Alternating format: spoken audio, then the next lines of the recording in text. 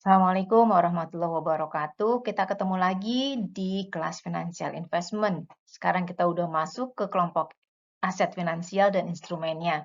Nah, sekarang yang mau kita bahas khusus tentang pasar uang. Kita lanjut ya. Oke, jadi kalau kita mau berinvestasi itu adalah lebih baik apabila kita tahu tujuannya buat apa. Ya, sehingga kita nanti bisa menentukan nih ya aset-aset apa aja yang cocok buat portofolio investasi kita. Nah, kalau kita lihat dari apa namanya aset finansial itu banyak sekali ya. Ini yang saya bagi itu bisa jadi 6 bagian. Ya, jadi ada yang disebut dengan pasar uang, kemudian ada yang disebut dengan obligasi. Ya, apa itu disebut ada juga yang disebut dengan medium term note, ya, ada yang disebut juga saham, kemudian hibrida dan derivatif juga yang disebut dengan reksadana. Nah, banyak banget kan ya. Nah, makanya kenapa ini saya bagi 6 karena masing-masing ini dia punya karakteristik yang berbeda-beda. Nah, ketika kita melakukan investasi dan kita membentuk portofolio, tergantung dari tujuannya tadi, untuk apa investasi kita. Sehingga kita mana yang mau kita pilih nih, banyakin di pasar uangnya, atau banyakin di sahamnya, atau banyakin di hibridanya, dan lain-lainnya. Ya, nah itu tergantung dari tadi tujuan investasi kita. Oke. Nah, sekarang kita bahas tentang pasar uang. Pasar uang itu pada dasarnya adalah perpindahan dana dari pihak yang surplus kepada pihak yang defisit. Nah, ini pada dasarnya adalah secara umum ya, investasi secara umum. Namun kalau yang dalam pasar uang itu adalah perpindahannya adalah dalam bentuk fisik, benar-benar dalam bentuk uang ya, yang berpindahnya.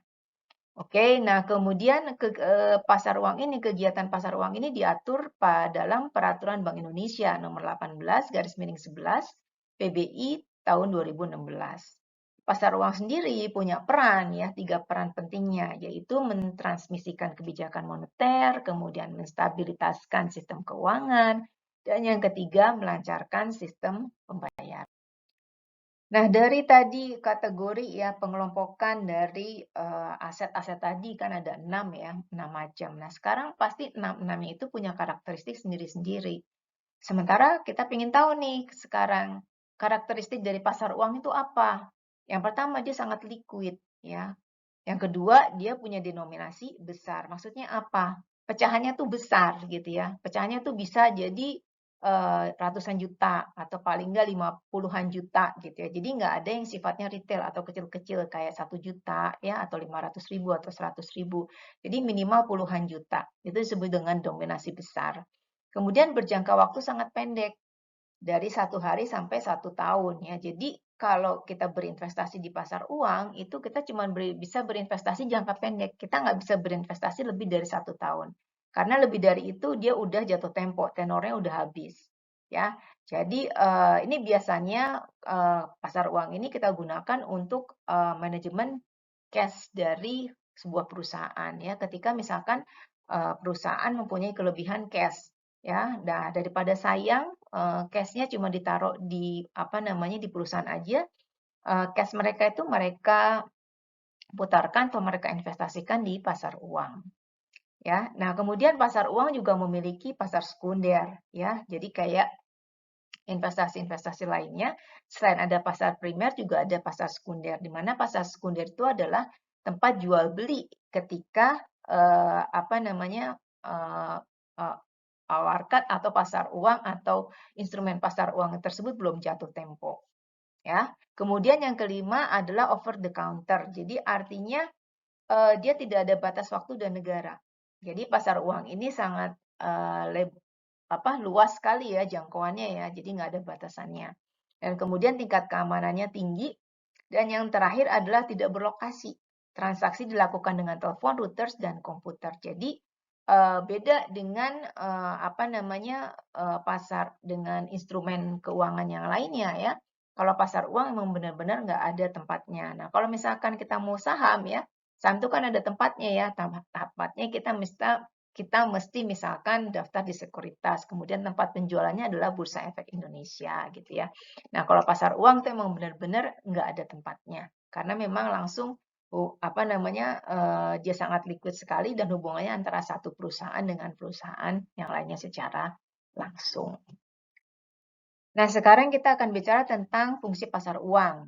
Ya, fungsi pasar uang itu terdiri dari 5 macam. Ya, ada 5 fungsi pasar uang itu. 2 yang pertama adalah fungsi likuiditas dan fungsi sarana penyaluran kebijakan. Apa yang disebut dengan fungsi likuiditas? Fungsi likuiditas itu adalah ketika investor dapat mengelola dananya secara jangka pendek. Ya, dengan cara bisa dia sebagai peminjam atau bisa dia sebagai yang memberikan pinjaman. Oke, dengan melakukan kegiatan tersebut ya, investor itu bisa dengan membeli atau menjual SBI, kemudian atau sertifikat deposito atau dengan deposito berjangka. Jadi pada dasarnya mereka melakukan tadi pemindahan dana ya dari yang memerlukan kepada yang diperlukan ya secara jangka pendek. Itu adalah fungsi likuiditas. Kemudian yang kedua adalah fungsi sarana penyaluran kebijakan. Maksudnya bagaimana? Maksudnya adalah karena pasar uang ini banyak berhubungan dengan Bank Indonesia dan banyak berhubungan dengan kebijakan moneter, maka pasar uang ini digunakan oleh Bank Indonesia sebagai salah satu cara untuk mengendalikan peredaran uang di Indonesia atau untuk mengendalikan tingkat suku bunga yang ada di Indonesia. Nah, bagaimana caranya? Yaitu dengan cara Bank Indonesia melakukan operasi pasar terbuka atau OPT, baik dengan cara outright atau dengan repo. Ya, dengan demikian pemerintah atau Bank Indonesia bisa melakukan pengendalian jumlah mata uang yang beredar di negara kita dan mengendalikan suku bunga yang ada di negara kita. Fungsi yang ketiga dari pasar uang adalah sebagai fungsi informasi. Kenapa dia disebut sebagai fungsi informasi? Karena investor atau pelaku pasar mereka perlu informasi ya tentang kondisi moneter, tentang arah kebijakan, tentang preferensi, tentang tingkah laku pasar uang dan tentang prospek ekonomi dan lain-lainnya.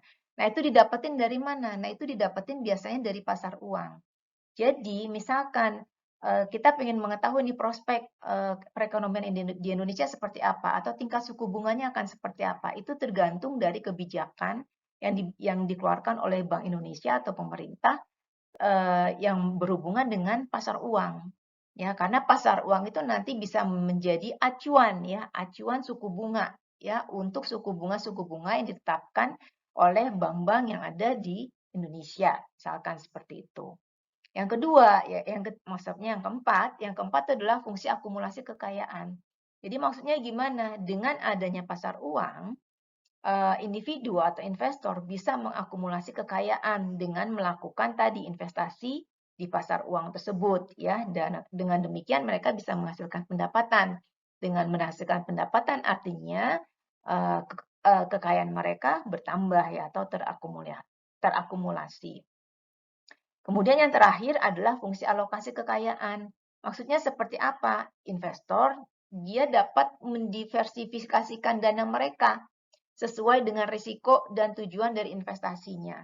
Apakah perlu di pasar uang ataukah perlu di investasi yang lain? Nah, pasar uang adalah salah satu pilihan yang bisa dilakukan oleh investor ketika dia ingin mengalokasikan dana investasinya.